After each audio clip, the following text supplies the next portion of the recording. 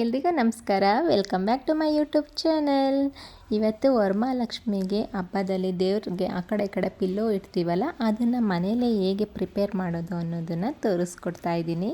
ಇದಕ್ಕೆ ಬೇಕಾಗಿರೋದು velvet cloth ಬೇಕು. ನಾನೊಂದು ಸ್ವಲ್ಪ ಡಿಸೈನ್ ಇರೋದೇ ತೊಗೊಂಡಿದ್ದೀನಿ. ಅದರಲ್ಲೂ ನಮಗೆ ಯಾವ ಕಲರ್ ಬೇಕು ಆ ಕಲರ್ನ ಚೂಸ್ ಮಾಡ್ಕೊಬೋದು. ಹಾಗೆ ಲೇಸ್ಗಳು ಬೇಕು, ಗ್ಲೂ ಗಮ್ ಬೇಕಾಗುತ್ತೆ, ನೆಕ್ಸ್ಟು ಥ್ರೆಡ್ಡು ಮತ್ತು ಒಂದು ಸೀಸರು. ಇದಿಷ್ಟು ಇದ್ದರೆ ಸಾಕು ಪಿಲ್ಲೋ ಹೇಗೆ ಮಾಡೋದು ಅಂತೇಳಿ ತೋರಿಸ್ಕೊಡ್ತೀನಿ. ಅದಕ್ಕೆ ನೆಕ್ಸ್ಟ್ ಕಾಟನ್ ಕೂಡ ಬೇಕು. ಫಸ್ಟು ನಾನು 1 ಮೀಟ್ರಷ್ಟು ಕ್ಲಾತ್ನ ತೊಗೊಂಡಿದ್ದೀನಿ. ಇದು ವೆಲ್ವೆಟ್ ಕ್ಲಾತು. ಇದನ್ನು ಕರೆಕ್ಟಾಗಿ ಸೆಂಟ್ರಿಗೆ ಕಟ್ ಮಾಡ್ಕೊಳ್ತಾ ಇದ್ದೀನಿ.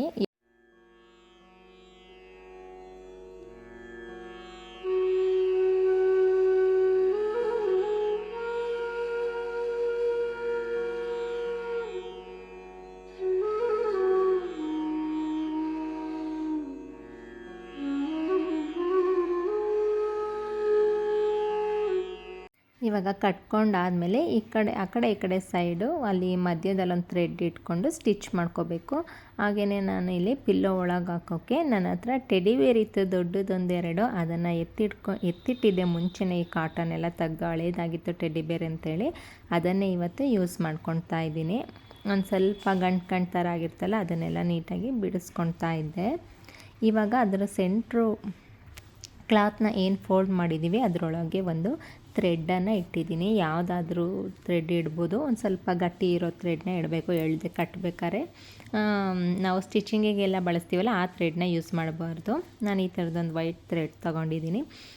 ಒಂದು ಸೈಡು ಕಟ್ಟಿ ಅದಕ್ಕೆ ಕಾಟನ್ ಎಲ್ಲ ತುಂಬಿ, ಮತ್ತು ಇನ್ನೊಂದು ಸೈಡು ಎಷ್ಟು ಟೈಟಾಗಿ ಕಟ್ಟೋಕ್ಕಾಗುತ್ತೆ ಅಷ್ಟು ಟೈಟಾಗಿ ಕಟ್ಟಿ ಇನ್ನು ಉಳಿದಿದ್ದ ಥ್ರೆಡ್ನ ಕಟ್ ಮಾಡ್ಕೊಳ್ತೀನಿ.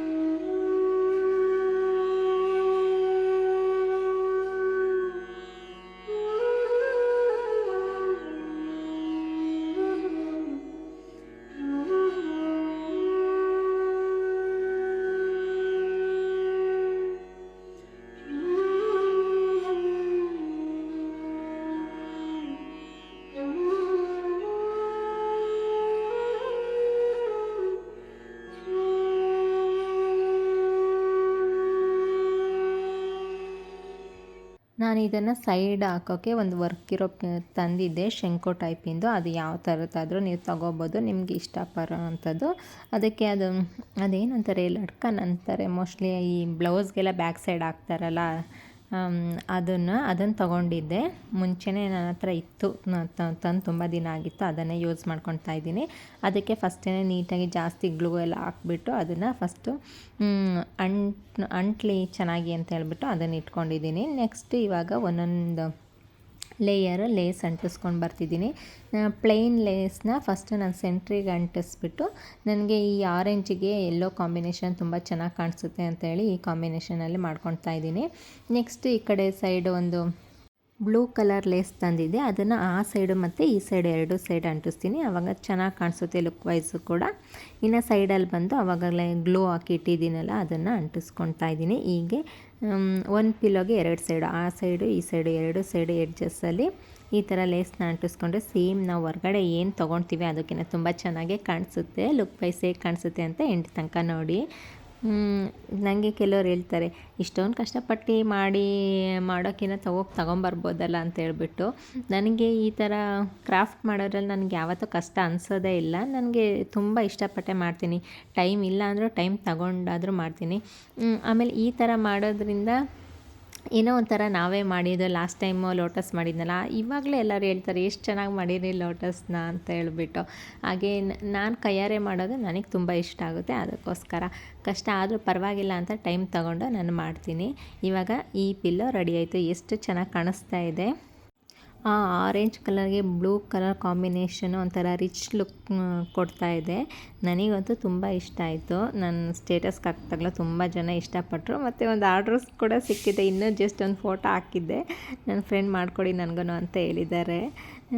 ನಿಮ್ಗೆ ಹೇಗೆ ಅನ್ನಿಸ್ತು ಈ ಪಿಲ್ಲ ನೋಡಿ ಕಮೆಂಟ್ ಮಾಡಿ. ನಿಮ್ಗೆ ಯಾರಿಗಾದ್ರು ಮಾಡ್ಕೋಬೇಕು ಅಂದರೆ ಇನ್ನೂ ಒಂದು ವೀಕ್ ಟೈಮ್ ಇದೆ, ಒಂದು ಮಾಡ್ಕೊಳ್ಬೋದು. ಅದೇ ಮೆಟೀರಿಯಲ್ ಎಲ್ಲ ತಂದು ಇಟ್ಕೋಬೇಕು. ತರೋ ತನಕ ಒಂದು ಸ್ವಲ್ಪ ಕಷ್ಟ ಆಗುತ್ತೆ, ಆಮೇಲೆ ಮಾಡ್ಕೋಬೋದು. ಇನ್ನು ನೆಕ್ಸ್ಟು ವರಮಹಾಲಕ್ಷ್ಮಿ ಹಬ್ಬದ ಡೆಕೋರೇಷನ್ ವೀಡಿಯೋಗಳೇ ಬರುತ್ತೆ. ನೆಕ್ಸ್ಟು ಬನಾನಾ ಮಾಡೋದು ಹೇಗೆ ಅಂತೇಳಿ ವೀಡಿಯೋ ಹಾಕ್ತೀನಿ. ಪ್ಲೀಸ್ ಸಬ್ಸ್ಕ್ರೈಬ್ ಮಾಡ್ಕೊಂಡಿಲ್ಲ ಅಂದರೆ ಸಬ್ಸ್ಕ್ರೈಬ್ ಮಾಡ್ಕೊಂಡು ನೋಡಿ. ಇನ್ನು ವರಮಹಾಲಕ್ಷ್ಮಿ ಹಬ್ಬ ಮುಗಿಯೋ ತನಕ ಹೇಗೆಲ್ಲ ಪ್ರಿಪ್ರೇಷನ್ ಮಾಡಿಕೊಂಡೆ, ಹೇಗೆಲ್ಲ ಹಬ್ಬಗಳಿಗೆ ರೆಡಿ ಮಾಡಿಕೊಂಡೆ ಅನ್ನೋ ವೀಡಿಯೋಗಳು ಬರ್ತಾ ಇರುತ್ತೆ. ನಿಮ್ಗೇನಾದರೂ ಪಿಲ್ಲ ಇಷ್ಟ ಆದರೆ ಒಂದು ಕಮೆಂಟ್ ಮಾಡಿ. Thank you for watching. See you next video.